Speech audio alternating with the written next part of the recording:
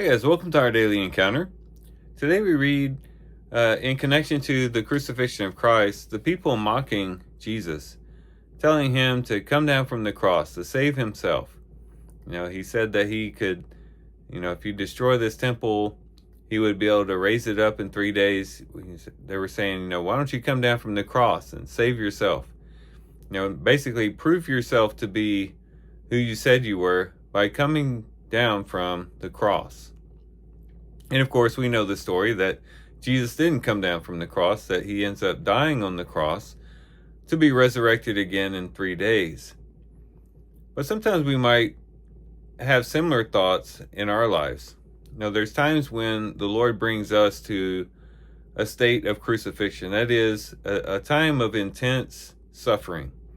Maybe it's some type of tragedy that enters into our life. Maybe it's some type of hardship that comes in. Maybe it's something to do with relationships, maybe financial issues. The list could go on.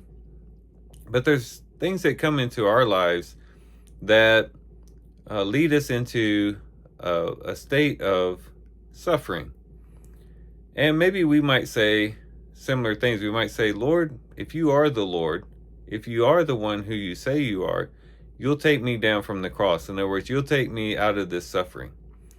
And we become disgruntled, or we might become discouraged when we find that the Lord actually leaves us in that suffering state. We might wonder, I brought this to the Lord, and if he's truly the Lord, surely he would bring me out of this, that he would save me from this hardship that I'm enduring. And we might be, our faith might be challenged by that. But we have to remember that we serve a Christ who himself remained on the cross for a higher purpose.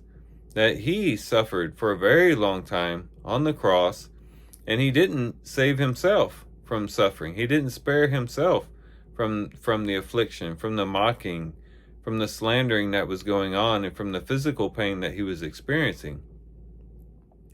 And that ended up being the best thing the world could have ever had.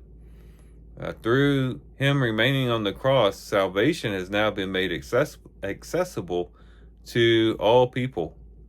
And the way to heaven has been opened up.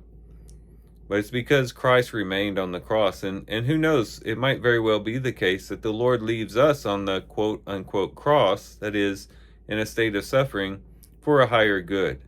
And it's not because he doesn't love us. It's not because he's not powerful enough to save us, or that he's not truly the Lord of the universe.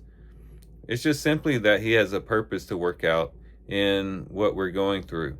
And we just have to trust in that and say, you know what, if Jesus could stay on the cross and not come down and save himself, then I can be willing to stay on the cross, to suffer through this trial, this affliction, this difficulty for his purpose, trusting that a greater good will come out of it.